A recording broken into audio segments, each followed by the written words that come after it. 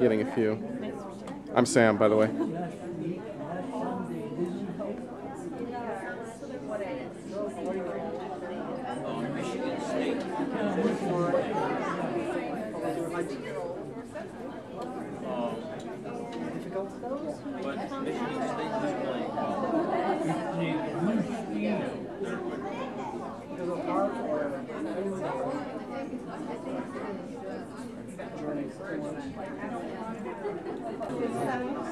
Hoş geldiniz. Buyurun, kahve var, çay var.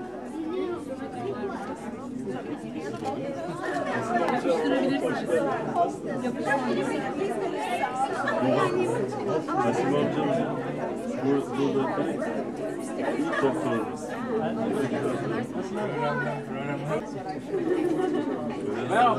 Öpmeyin. Burası biliyorsun şey.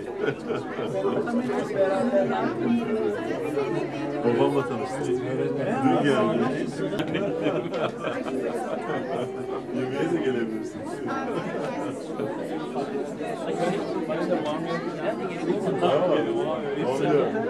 Sen babayı seviyorsun. Çatal istersen seni de seviyordun sen.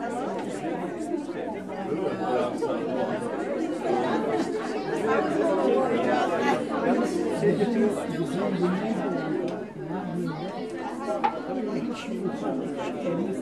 Evet.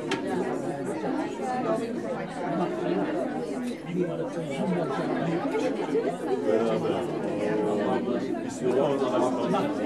Yemeğin adı ne? Parçam da.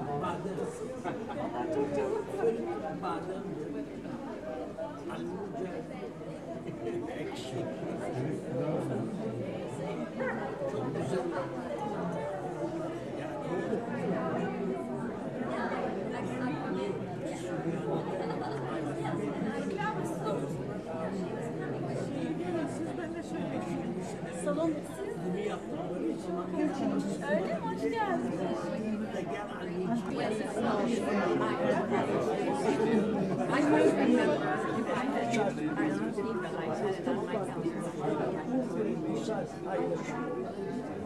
Her katta bir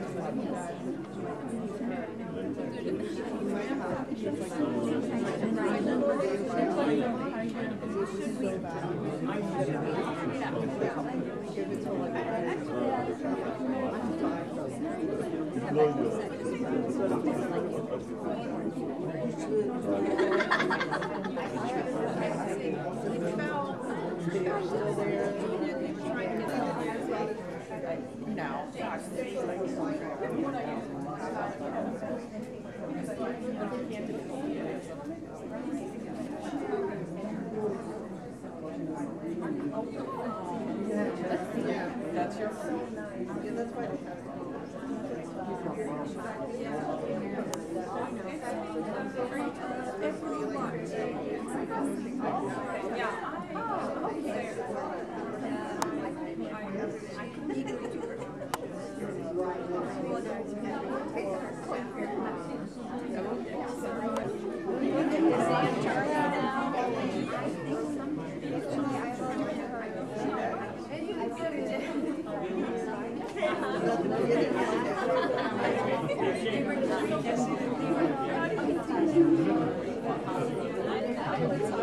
Comprehensive Cancer Center.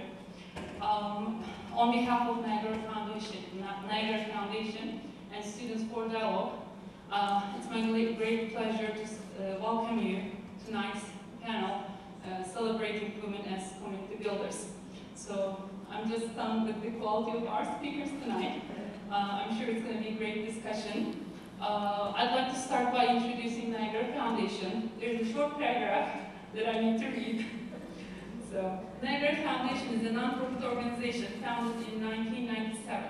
Niagara Foundation serves societal peace, love, and friendship wisely and compassionately in support of human dignity and the common good by striving to bring forth the common values of humanity, values such as understanding, respect, and compassion. In order to build a better society, Niagara Foundation works together with people and organizations that foster excellence in public service by acknowledging the importance of spreading these most significant common values within the global Ohio community, hoping for all to take them on a common virtue. So in response to the unrest in the world community and in cooperation with the Ohio area organizations and universities, and through programs such as tonight's, Niagara Foundation continues to bring together thousands of people from different communities and ethnic backgrounds. So after this little endorsement, I'd like to come back to our event tonight. Today's event is organized by Women's Club of Niagara Foundation in celebration of Women's History Month in March. We are very fortunate to have three distinguished speakers tonight, and who have been community leaders and builders throughout their lives. So I'd like to thank them for accepting our offer and being here with us tonight. So to start, I'm gonna introduce our moderator, Mrs. Jean Farmer. Mrs. Jean Farmer is the administrator of the Interpreting and Sign Language Resources at the Ohio School of the Deaf. She also interprets between American Sign Language and English for a local agency and teaches in a BA program for interpreters through the University of Northern Colorado. She holds a master's degree in deaf education from the Ohio State University, so she's a Buckeye. She has been happily married to Frank Farmer for almost 24 years and has 2 stepsons, 2 daughters, and 9 grandchildren. Wow. I'd like to invite our moderator to introduce our panelists and start. Thanks so much.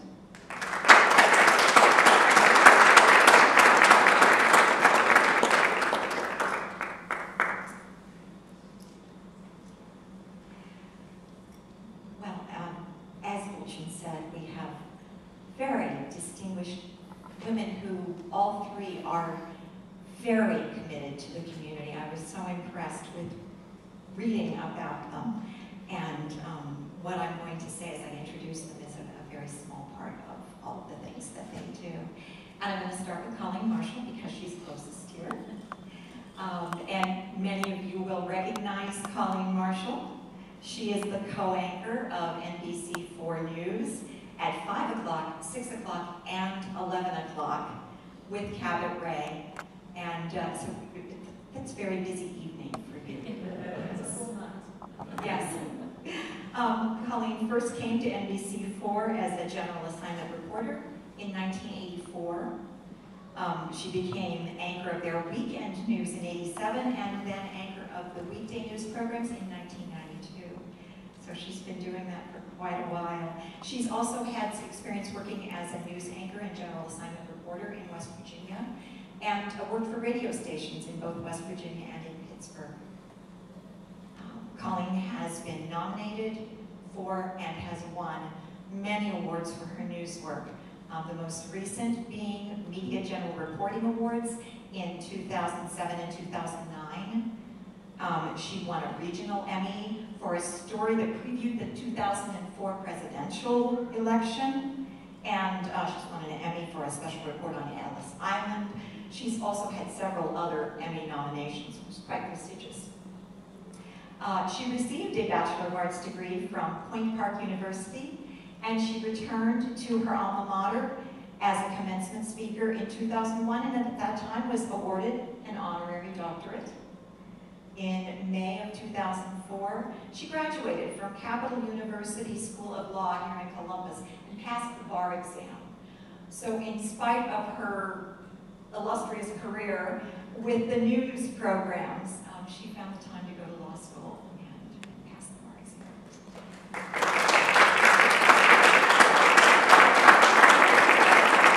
Colleen has been very extensively involved in community work for many different institutions. organizations, to name a few: the YWCA, the Columbus AIDS Task Force, the Catholic Women's Council, the Columbus chapter of the National Council of Jewish Women, and she was the MC for our Ramadan dinner in 2006 at the Ohio State House.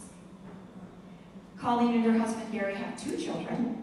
Their son is a senior political science major at the Ohio State University. That's an old bio, he's in law school. Oh, he's in law school now. Oh, he's in law school where?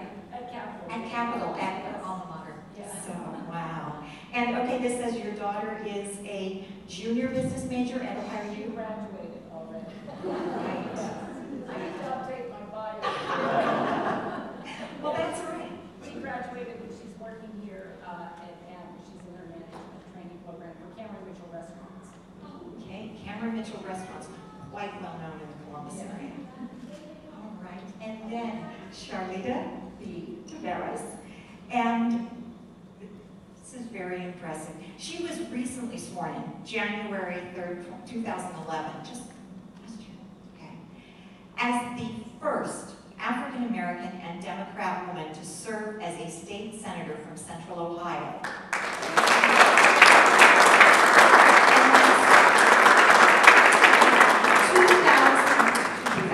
2011, 207 years of the State House without Central Ohio having taken that step. So we're very glad you're there. She has been a committed public servant for many years. She started way back, having attended or served as a delegate to the Democratic National Conventions from 1984 to 2008. And she was a member of the Platform Committee in 1988. She most recently served as a member of our own Columbus City Council. She was there from 99 to 2010. And prior to that, she served for 5.5 years in the Ohio General Assembly as a state representative in the 22nd House District. And she was the first African American and Democrat female to serve in the state legislature from Franklin County at all. And the first African American woman ever to hold a leadership position in the Ohio General Assembly. So she's breaking down all kinds of barriers. Taveras Charlita has a state and national reputation as a leader in the areas of housing, health and human services. She was the chief sponsor of and successfully passed some of the most significant legislation in recent history in the areas of health and human development and housing. She formerly served as the chief of the Children's Protection Service in the section in the Ohio Attorney General's office. She currently serves as the executive director of the Multi-Ethnic Advocates for Cultural Competence. She's received more than 200 national and state honors and awards, so I will not list them all. Most recently, she received the Columbus Education Association's Dr. Martin Luther King Jr. Humanitarian Award and the City Year Martin Luther King Day Dreamer Award. And she was, in 2001, a YWCA Woman of Achievement.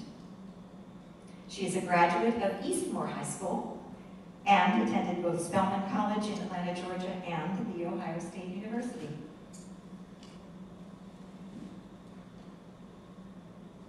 We also have Professor Kay Hamasak with us.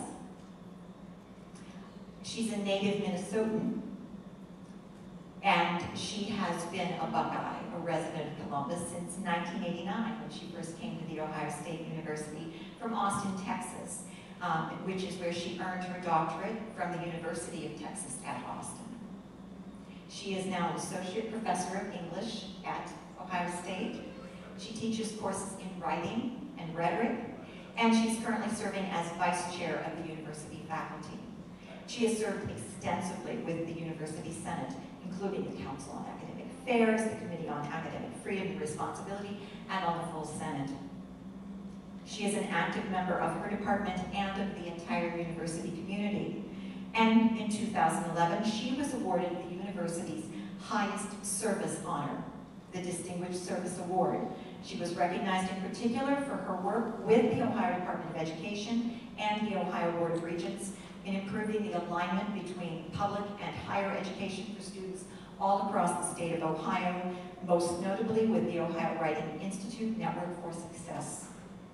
She is also an award-winning scholar, and she sits on the editorial boards of several professional journals and has earned national honors for her work in writing, pedagogy, and theory. So she's an expert teacher as well as an expert in language. She and her husband Randall are parents of 5 children, all of whom are pursuing service professions as a youth minister, a dental assistant, a middle school teacher, some of you know how difficult that job is, public servant, and a pharmacist. So we are very glad to welcome all 3 of these ladies with us tonight.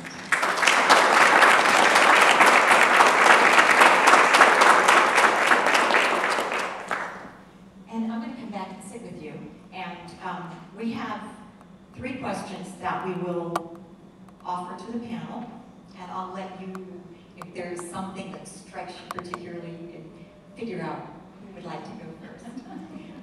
The first question is a fairly long one, so I will read it and then allow these ladies to answer. Throughout history, women have encountered countless problems that men have not had to face. In the modern world, it seems women have more equal rights and better opportunities. However, it is a fact that there are still some unsolved issues for women. So in your career, what would you name as ongoing problems that are still huge barriers in front of women? And as a successful woman, how did you overcome difficulties? What has been your inspiration? Wow, there's a lot. Well, thanks, Sherry. The first part of the question was, in my career, Overall, problems that women face that men... well, I think there's some obvious problems that women face in one of my careers. You mentioned I'm also an attorney, so and I practice at Board of Right, so I'm kind of in 2 professions right now. But I will tell you, in television, this is a problem that many of you probably are aware of. Women are judged so differently in television.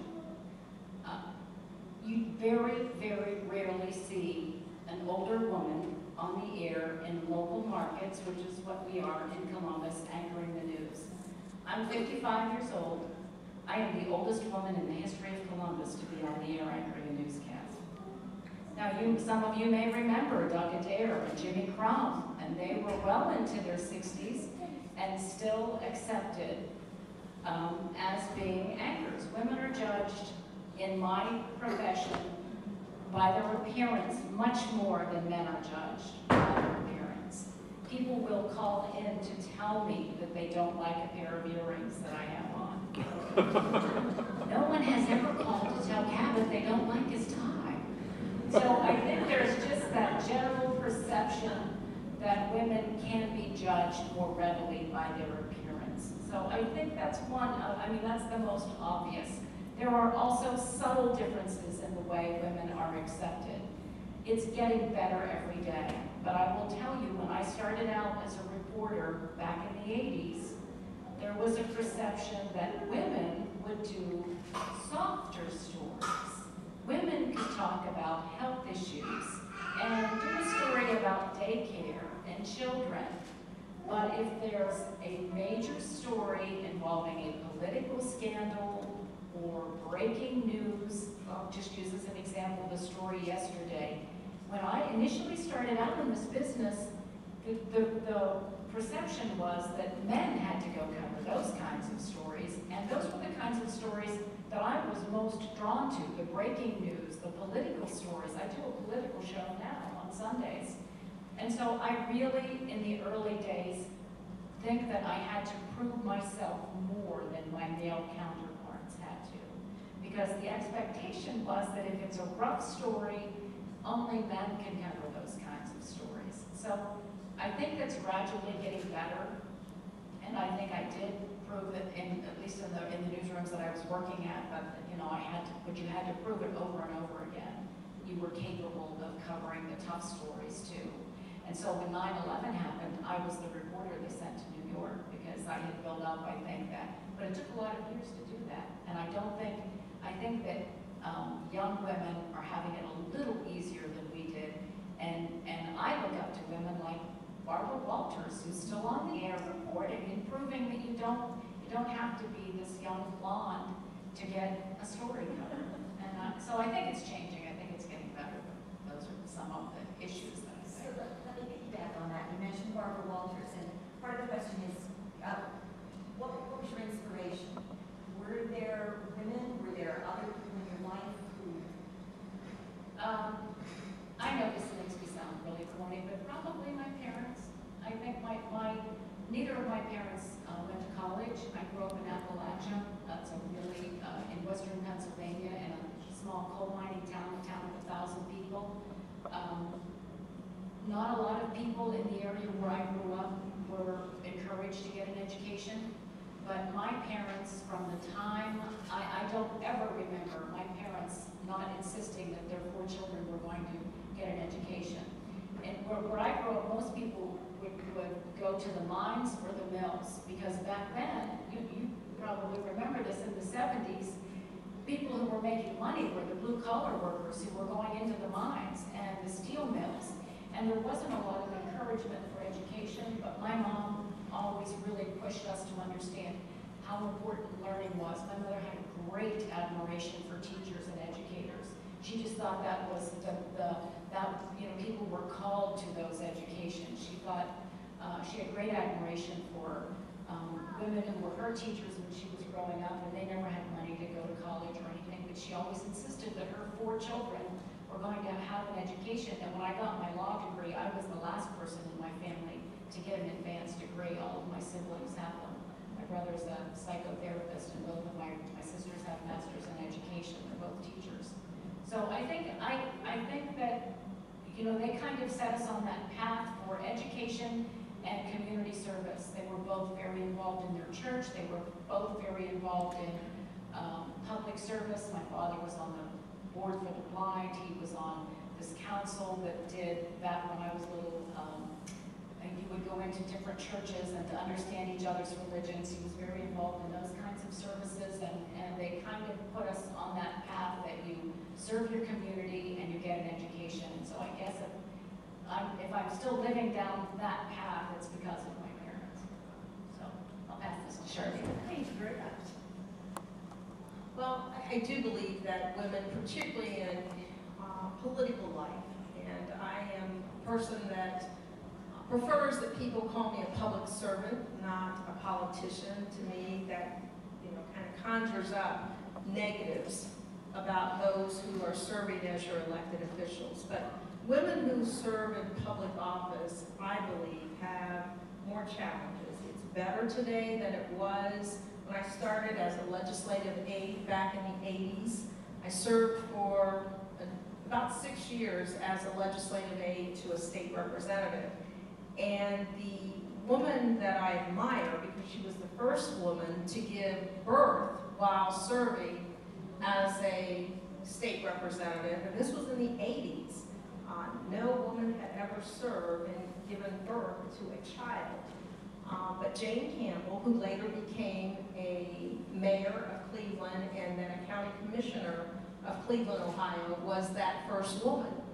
And I saw how difficult it was for her to bring her child down to Columbus, to serve in the legislature, to have her child taken care of while she was in committee.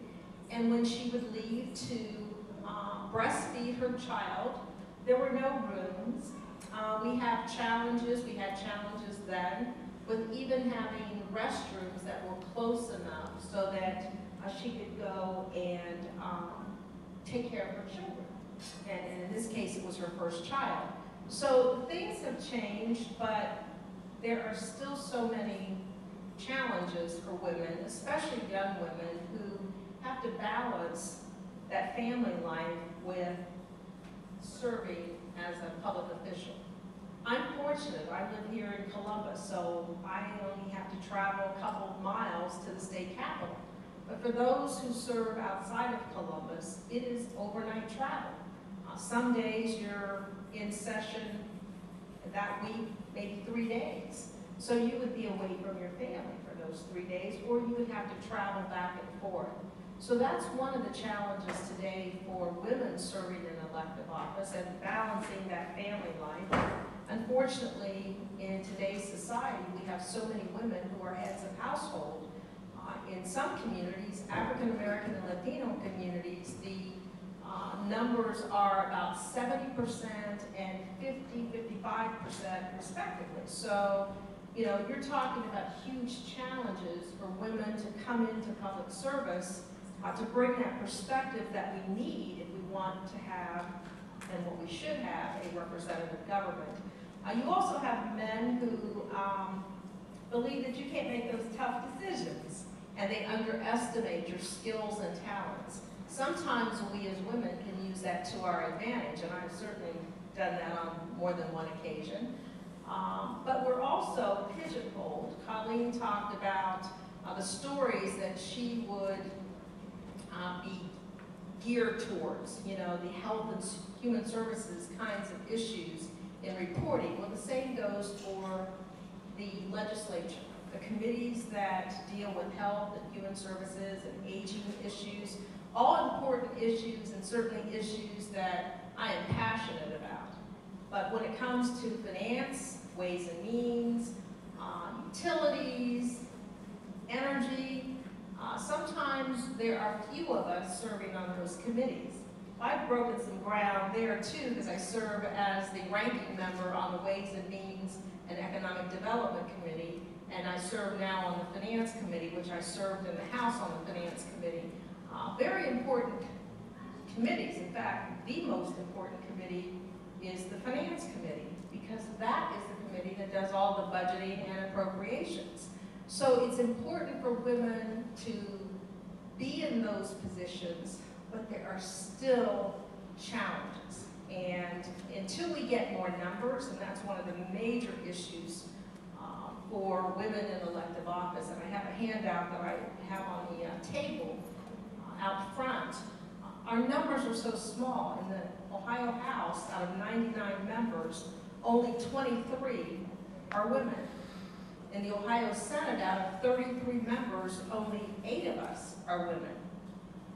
And so when you're spreading yourself amongst 15, 20 committees, you know, and most of us have maybe, in the Senate, we have to have more committees on my side of the aisle, because there are only 10 Democrats out of the 33 members of the Ohio Senate. So the 10 of us have to provide coverage, so to speak, or perspective on each of those committees. So we have 5 to 6 committees that we're serving on. So, you know, again, making sure that you have women on the committees, making sure you have people who come from another perspective, in this case, Democrat and Republican. That's important if you want to ensure that you're representing the views and the perspectives of constituents. So the challenges are still pretty great, and we need more women, and we'll talk about that a little bit. Oh, my inspiration. I forgot about that part of the quiz. Thank you very much. The inspiration for me, Colleen and I share a lot, and she didn't realize it, and I didn't realize it until I heard her talk. But my mom is my real inspiration. She and my father both were very active in the community, and I think that is something that you learn as a young child. My dad was a Boy Scout leader and took both of my brothers to Cimarron, New Mexico for the annual Jamboree, and my mother was my Brownie leader.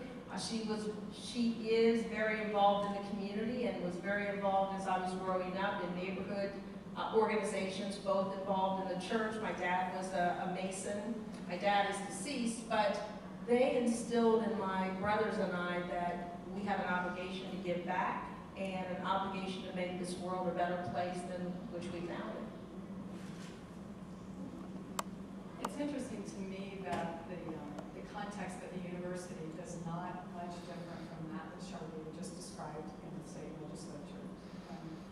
For example, currently I serve as Vice Chair of the Faculty Council at Ohio State. We just had our elections for the new Board of Senators that will come in on the faculty.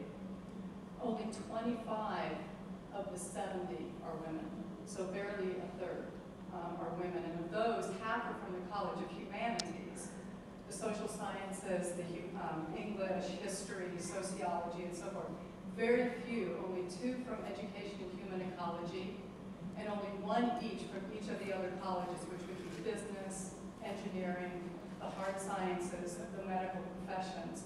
So women are sadly underrepresented in the legislative actions of the university. So any sorts of new policies that the university might be considered are then therefore sort of inordinately decided upon by the men at the university. But women are loath to participate to some degree because if they do participate and they don't do their academic work and their research work, they're in a double bind because then they won't be promoted because they've devoted too much time to service to the university, the perception is that they have, and they haven't devoted enough time to their research.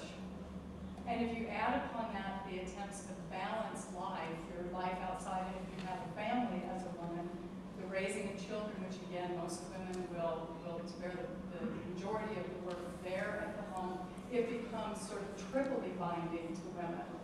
Home, expectations for research, and then other kind of service responsibilities that they want to participate in but feel they can't. There is a kind of glass ceiling as well at the university, and while women aren't maybe judged on outward appearances, there are assumptions made about women that are very similar to those that Charlita alluded to, and that is that women can only go so far in the discipline. You can only participate as a professional in certain areas. So women are inordinately represented as associate professors like me. They get promoted from assistant, which is the first level of faculty at the university. They get promoted to associate professor, but then less frequently are promoted to full professor, which is the highest rank at the university. There are more women in that middle band of associate professors at the university than at any other level, and women stay there longer. The average time to promotion to full professor is about 10 years. For women, it's something more like 14. So if we do get promoted, it takes longer for us to get promoted. I've been in rank now for 12 years as an associate professor, and I will say it has been a choice. I have 5 children. I am very active in my own department, and I intentionally have focused my attention at the university not on my research, but on my teaching and on my service. As you pointed out to me, it's not as if my research is something I don't attend to, but it has taken a kind of backseat, if you will. I've given a higher priority in the last 10 years to raising my children and to serving the university. Unfortunately, the university often sees that as a liability to the university because I'm not being promoted, because other women like me are making similar choices. The university's rankings are negatively affected. The university has too many people not promoted to full professor. It's not seen as a top-tier university.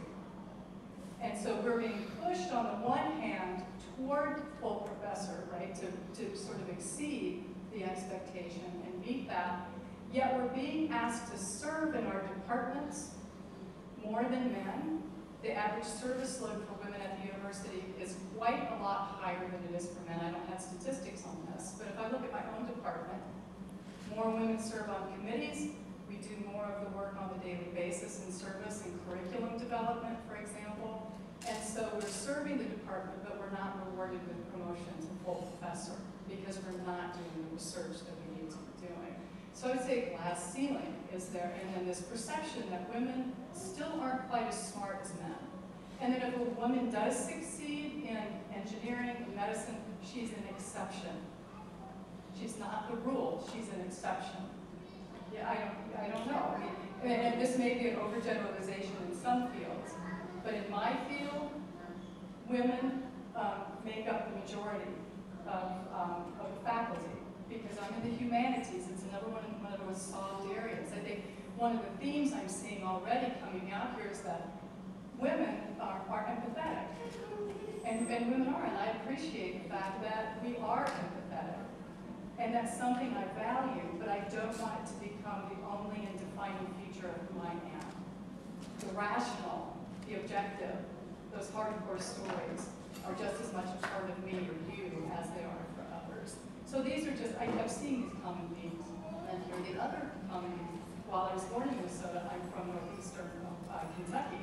So Appalachia as well, and like Colleen, I think my parents always, there was an assumption that I would go to college. And I remember when I was a senior in high school, my mother actually came up to me and said, you know, we've not really talked about this. You don't have to go to college if you don't want to. And so she wanted to make sure that it was my choice, but it had always been an assumption, but she wanted to step back and allow me to make that choice.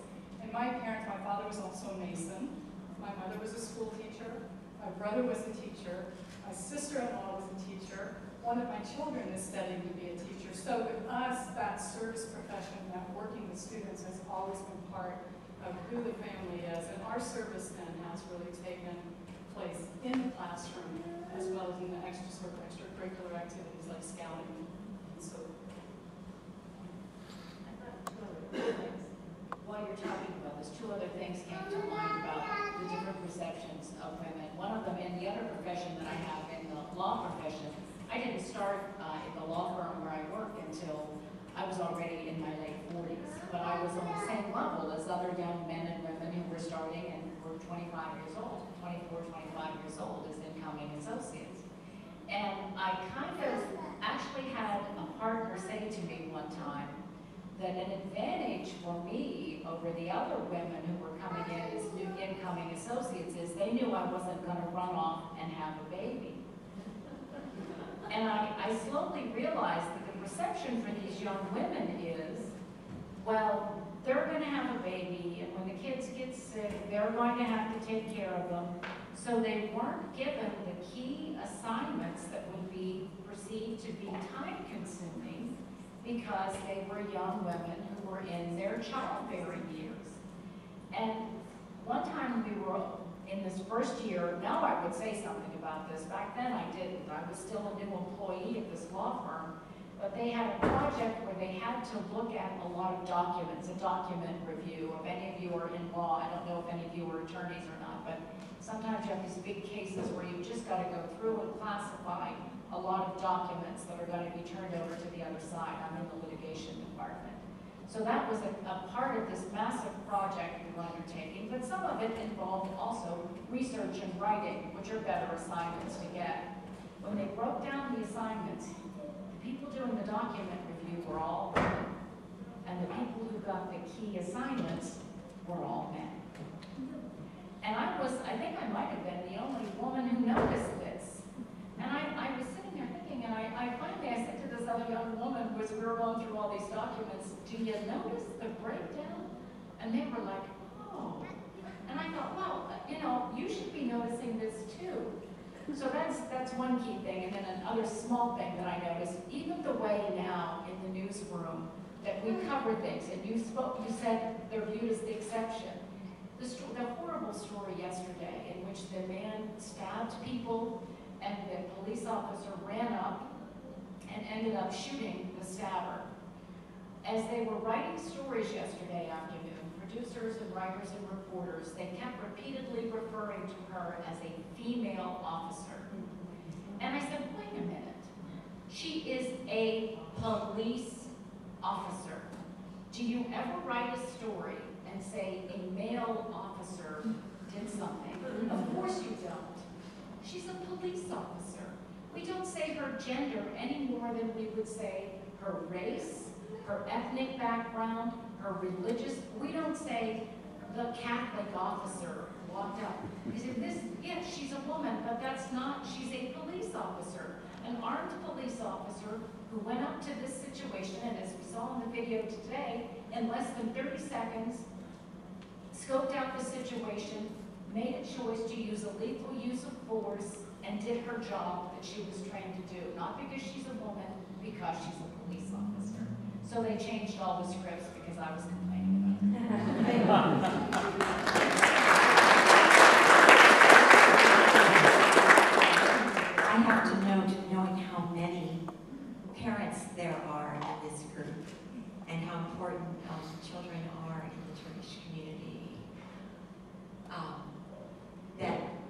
all of you mentioned your parents and the importance of their involvement in their sport. So, yeah. I think you've already answered this. The question is women at label, is that still a relevant category today amid the many other significant identifications, class, status, and ethnicity? I'm seeing nodding. Do you have anything that you'd like to say? The reason I think it's important in my profession is because there are still so few of us. There are many races and ethnicities that aren't even included in the numbers of women legislators at all levels, the local level, the state level, and the federal level. And so for me, we need young women, and it goes to my work with the Multi-Ethnic Advocates for Cultural Competence. We need to see ourselves from various racial, ethnic, and cultural backgrounds in various professions, because then it's likely, okay, I too can do this. There's someone like me that's been elected to office.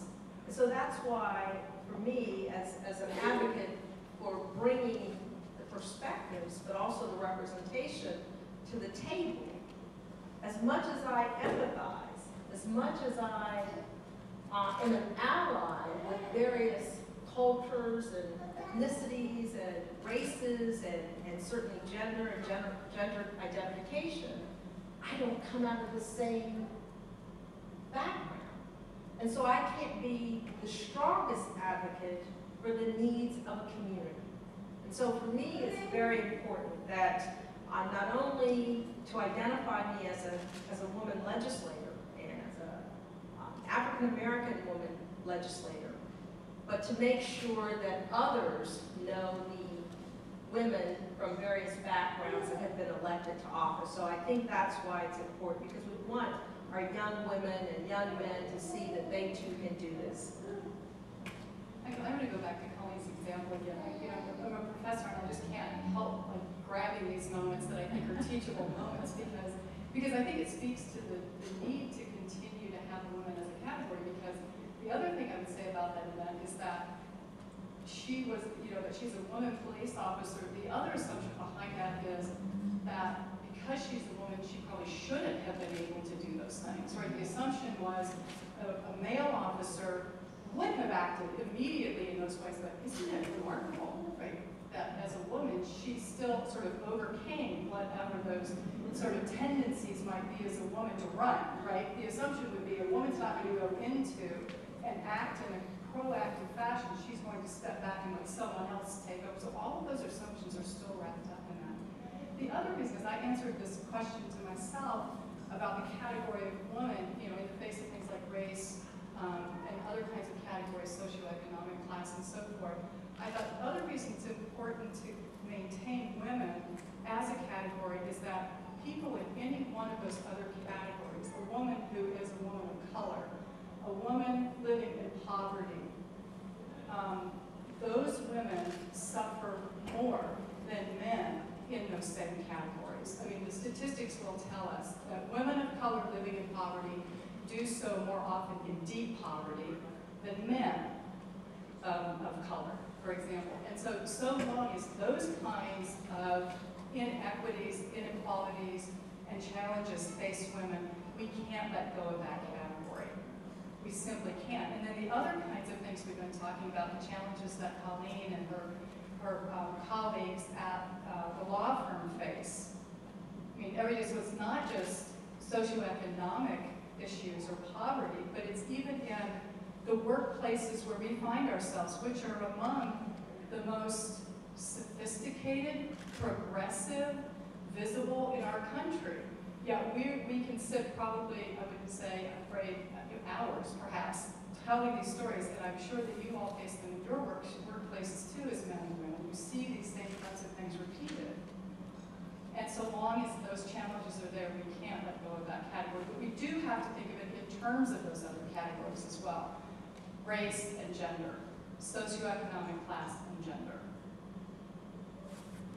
And still is the perception, and even the way I was raised, it's my perception. If the house is dirty, I need to take care of that. You know, I was raised in this atmosphere. You know, I had a very traditional ethnic background. And you do clean it, don't you? And I do clean it. I do clean it. And my grandmother was one of these people. She was a wonderful woman. She had 11 children. And she honestly, truly believed and lived her life that we are here to take care of our families, to serve our families, to serve our husbands, to cook the meals, to clean the house. And she was staying with us at one time. And she woke me up to tell me that my brother needed to have his breakfast made, and that I was supposed to get up and make his breakfast. And I said, Grandma, he can make his own breakfast. And she said, young lady, you need to get out of bed and make your brother a meal. And so I got up and made breakfast for my brother. And my brother just thought this was a hoot, that I had to get up and make him breakfast. But that's just, so when you come up with that, you know, that upbringing, and my mother was a housewife. My mother didn't work outside of the house until my father was in an industrial accident when I was in high school. So, and my mother didn't even drive. So I never wondered where my mother was when I came home from school. She was in the kitchen. So I think sometimes we have these internal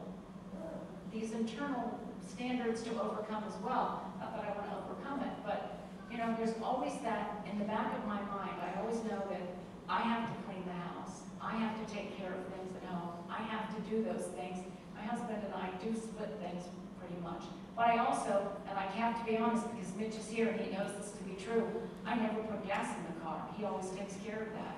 So we do have some traditional things that we split those roles. I'm being honest. I buy into it too, and I expect that he's going to cut the grass and put gas in my car. But that's really is a part of everything that we do. That women are still the nurturers, and we care more about whether or not the vacuum's been run. And I'm just gonna, we've got a little over 20 minutes left, and I have one more question for you. Okay. And the question reads, how can women balance their careers and personal lives? And Kay talked about, you know, sacrificing some of the more recognized pieces of being a faculty member, some of the more honored pieces, to be where your heart is, to give service to the university community and to take care of your family, the things that you love. And you, Charlene, you talked about how it's easier for you because you live close by and you're only a few minutes away from work, and yet it's still challenging because you have a job in addition to being a state senator, and all of the service that you do, and your family and Colleen. Yes, I share with you, although my husband is retired and he is the full-time cook and whatever else, and yet, yes, it's wonderful, and yet, I still find myself, you know, I'm getting ready to go to work in the morning and I see something and I stop and I clean it, because that is a part of who we are as women. And what I've heard from you is a treasuring of that, a real honoring of the heart of women while you were pursuing your careers.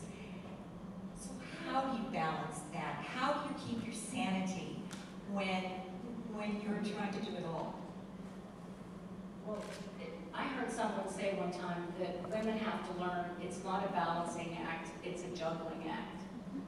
And I think what I took that to mean is sometimes one ball's up in the air and you're paying attention to it, and then pretty soon you've got to get the other ball up into the air and pay attention to it. So I think that there's a real juggling that goes along with what we do.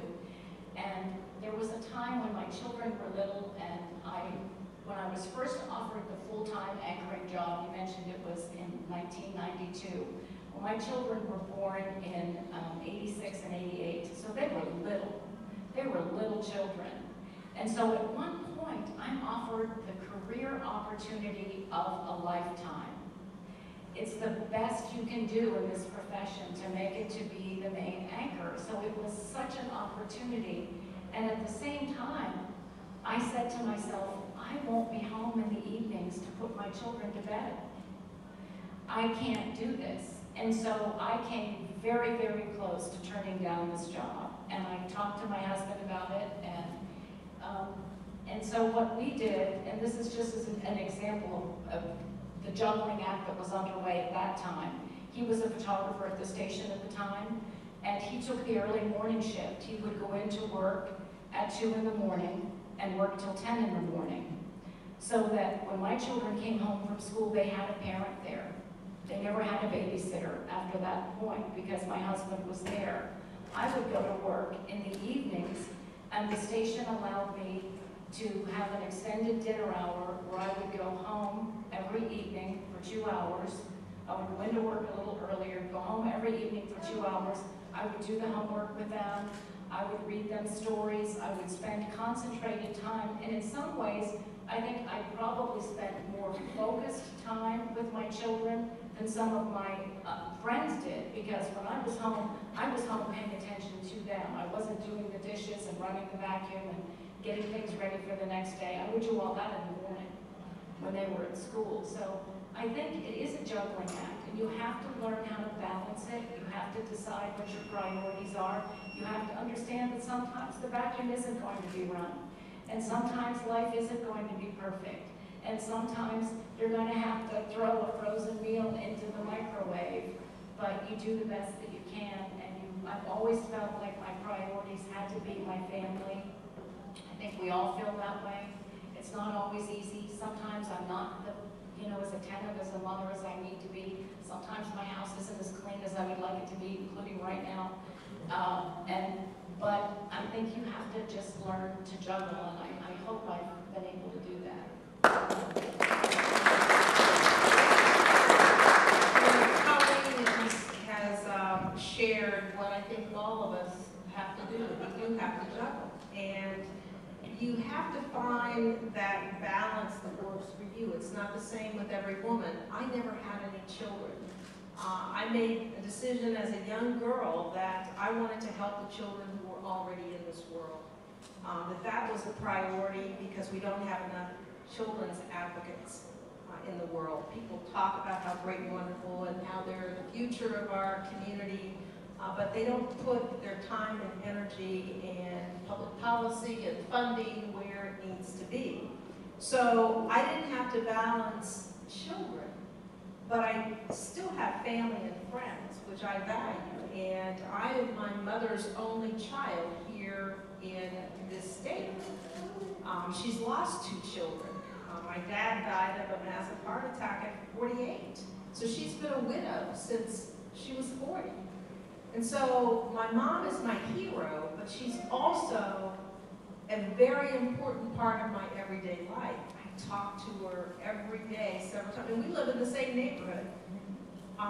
She recently had some health challenges, and that was one of the reasons, many people thought I was going to run for that congressional seat that would have given us, as a community, an opportunity for my party to have a Democrat in Congress. Well, I didn't do it because of my family, because of my mother. I couldn't be in Washington, D.C. while my mother's having health challenges. She might need something from me. So that's the balance, but you have to know what your priorities are. You have to know where you're needed most and where you can be most effective. The other piece for me is the balance has to be not only your work, but your enjoyment. I enjoy work. Both of my positions are not work, they're my avocation. I truly love serving the public. It is much like social work. We were talking about this a little earlier. It's helping people with their individual problems, their neighborhood problems, statewide problems, or national problems, depending on the level of government you're serving in. But my other life is helping people to appreciate and to understand people from various backgrounds. Colleen talked about the importance of her Irish heritage and her culture of Appalachia. That's who she is. The importance of her Catholic religion. That's important. And I want everyone to respect everyone else for who they are. You don't have to agree or become who someone else is, but you can appreciate your culture, you can appreciate your ethnicity, you can appreciate your race, your gender, and you can give that to the world. You're giving that to other people so that they can appreciate and learn a little bit more about you. For me, it's not work, it's who I am, it's who I am supposed to be. I've had a lot of challenges in my life as a young person, along with my mom, by losing my dad, lost a brother to suicide.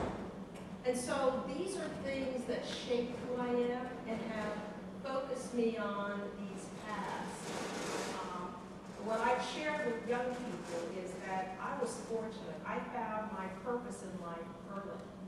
Because out of the pain that I suffered came my passion, and through my passion, my purpose. And so I'm doing what I'm supposed to do, that I believe God has for me to do. Not everybody finds their purpose. Not everybody finds it early, but I was fortunate. I found my purpose early, so it's not work for me. It is what I'm supposed to do. I just have to make sure that I spend enough time with the things that will take me away from the stresses. Because even if you enjoy what you're doing, you can do too much and not enough for yourself. Like exercising and some of those things that we should be doing more of. So I take the time with my friends on the weekend and we go to the movies, or we'll go out to dinner. Or on those days when I need what we commonly refer to as mental health days. My connection to my dad was Westerns. I love Westerns. He would sit me and my brothers in front of the television when we were little tykes and my mother was fixing dinner, and we would watch the Westerns. And then he'd put a little bowl in front of us and we'd have potato chips. That is my weakness. Potato chips and French onion dip. And so when I want that connection to my dad, on Saturdays, and I don't have much on my calendar, and it's dreary out there, I'll stay in my pajamas, I'll watch those Westerns, and I'll eat my potato chips. That makes you joyous. My daughter Melissa is a junior at Denison. She's a philosophy and Spanish major with a minor in East Asian studies. She loves language. She's 20 and speaks French, Arabic, English, Japanese, and did I say Spanish? 5 languages. She has found her bliss in languages and cultures. And it was something that she just followed. It wasn't intentional. And if I ask her, where are you happiest? Because I once asked her this question, because she, of course, has no idea what she wants to do with her degree from Denison. She knows she loves languages. And I asked her, where are you happiest? And she paused for a very short period of time, and she said, the library, around books. She will find a profession that not necessarily puts her in the library all of the time, but has something to do with books and learning and cultures. I don't know what form that's going to take, but it will. She'll find her way there. I have a cousin in Missouri who I email quite frequently, and just in passing, she does this to me frequently. It makes me think, and I don't write back to her for 2 or 3 weeks, and then I'll formulate a response to her. And she asked me, what brings you joy? And this would be another way of asking about bliss. And she said, what brings you joy? And my answer was children. My own children, other children. And I realized that although my work has been really largely in the classroom, that's what I've spent my life doing, is working with children. Now, they may be children between the ages of 18 and 26, right? Freshmen in college through graduate students, but they are still children, right, to me. I mean, I'm in a kind of parental role with them. The one thing is I think about balance and think about my 5 children. And I remember walking up High Street with some colleagues one day, and one of my colleagues said, "I don't see how you do it. How do you manage, just literally manage on a day-to-day basis?" And I said, very honestly back to her, I said, "I don't feel like I do any of it very well. I feel like I'm always not quite living up to my own expectations." We talked about the expectations that we hold for ourselves. But then I stepped back from that and realized, well, if I had been even more honest with myself, I would have recognized, in fact, I did do some of it pretty well, just not all of it all the time. And this is that focused time that you can spend with children. My greatest bliss comes, and this was a very intentional decision on my part, my husband's part as parents. Every night, one of us takes a walk with each child separately. Each child gets a walk around the neighborhood, usually with the dog. This is why you get a dog, so you have an excuse to take a walk with children. And each night, one of us goes with one of the children, and I still do this when my 20-year-old daughter comes home from college. She still comes home. We still take walks at night. You will learn more about your children's lives, what's happening at school. I don't understand calculus, AP, BC, but my daughter will tell me all about what's happening in her calculus class. And I just not understanding any of it. But she's sharing with me, I think, things that she wouldn't have shared with me otherwise. And so that's one of the ways I always found balance. I exercise as well, but really going out and spending that time with my children one-on-one meant that I had a connection with them that I didn't get when there were 5 children and 2 parents around a dinner table. And it took 20 minutes a night per child. But we split, so my husband and I, one would do 3.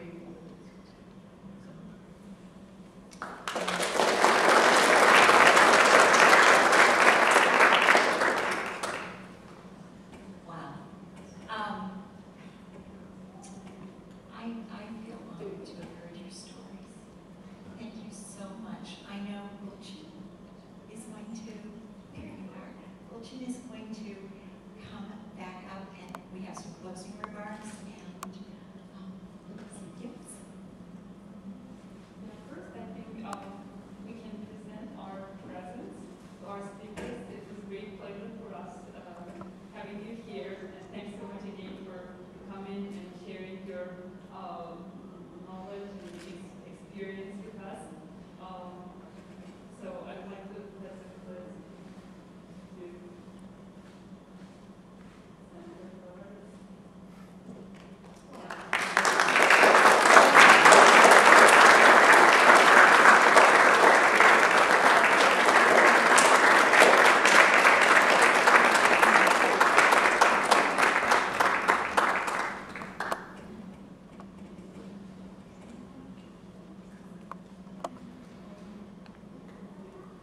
to Ernie Kirk from our community to present the present for Colin Martin.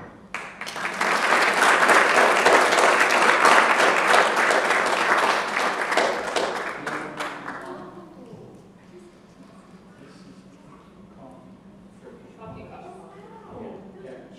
Maybe just hang around.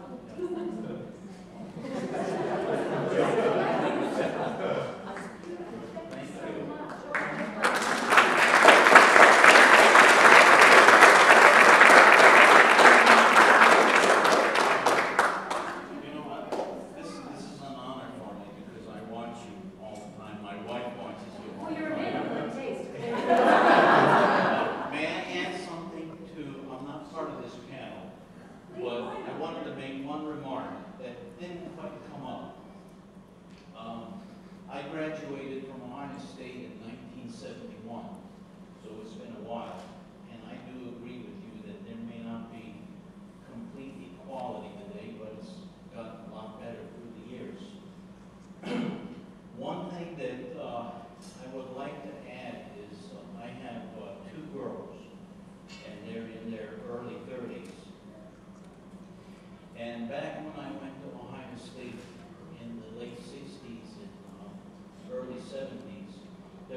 joke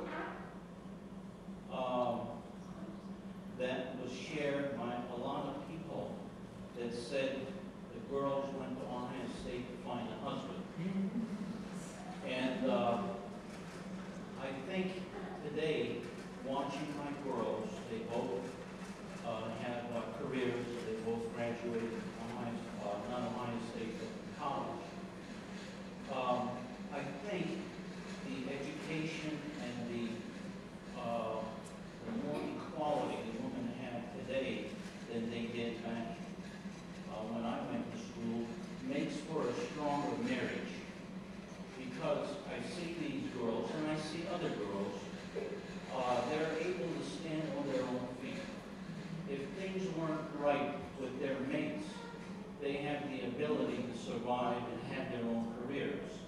So the fact that a couple stays together today, I think they stay together for the right reasons. They like each other, they love each other. That wasn't always the case in previous generations, so I feel real good about my daughters that this is a generation where they have the opportunity to be as equal and, as I said, stand on their own 2 feet. Thank you.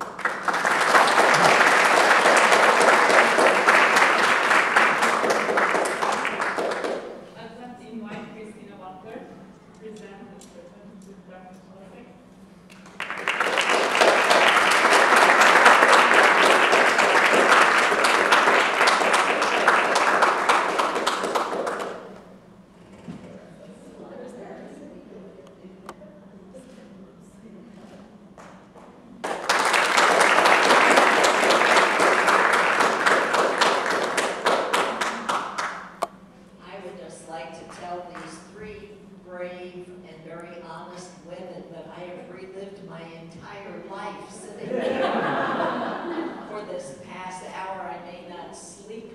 For some of the memories that have been resurrected. I remember as a young woman, newly married right out of college, I was interested in a job, and someone who worked in that organization asked me before I went to the step of filing an application if I ever intended to have children. And I said, well, yes. Well, that ended my opportunities in that organization, which is fine as I look back on it. But, yes, you have certainly fought the battles, and women continue to fight the battles. And I guess what keeps us strong as women is our sense of sisterhood, our supporting one another through these times of challenge. And also, I have to be honest and say that as a woman in the marriage that I have with my dear husband, I have had options that I have appreciated. I went back to school 4 times during our married life when he was working non-stop and I was stopping working and going back to school, and I stayed at home with our young son, which I treasure to this day that I spent that time with him. Now he's retired and he takes care of all the cleaning and the laundry. I cook, that's fine. But I'm still experiencing options because of his generosity and his willingness during all those years when he worked nonstop without having the option to take a break. So life remains challenging and interesting in each generation. I feel hopeful, just as the gentleman spoke, that his daughters have a different experience. So this has been wonderful. Thank you, all of you, and again, especially for your honesty. I think it was wonderful.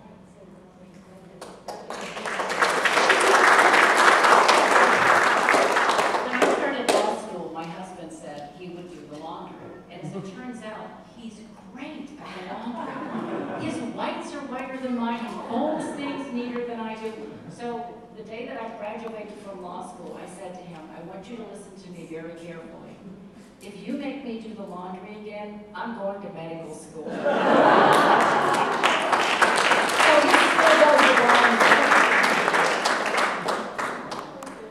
So it has been great inspiration for us, like, tonight, and especially for me while expecting our third child. So I'm like, feeling very inspired tonight.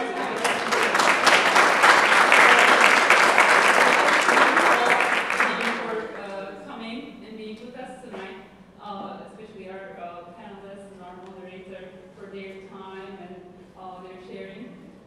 So if you have seen the program in front door, like we have the upcoming events of Niagara Foundation on the back. We are hoping to see you on the next Niagara Foundation event, and thanks for being here, and good night.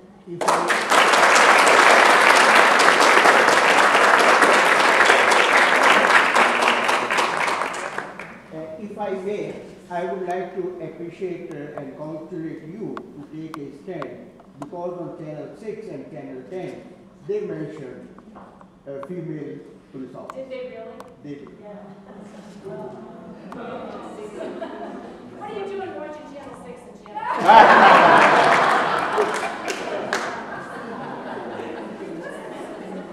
That'll teach you.